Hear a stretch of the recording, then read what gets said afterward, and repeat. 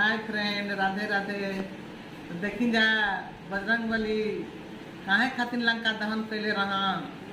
एकरे पर एक ठो हम भजन गातनी। हमार भजन अच्छा लगी तो लाइक सब्सक्राइब कमेंट में जरूर कह जा। जय बजरंगबली। अरे धन बानी धन बानी धन बानी अंजनी का लाला नामा रउआ धन बानी अंजनी का लाला नामा।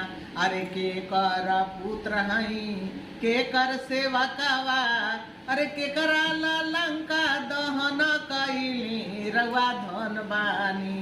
अरे धन बानी धन बानी धन बानी अंजनी का लाला नामा रउआ धन बानी अंजनी का लाला नामा।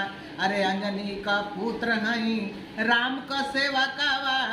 अंजन का पुत्र हई राम का सेवा कावा। अरे सीता लंका दहन कैली रउआ धन बानी।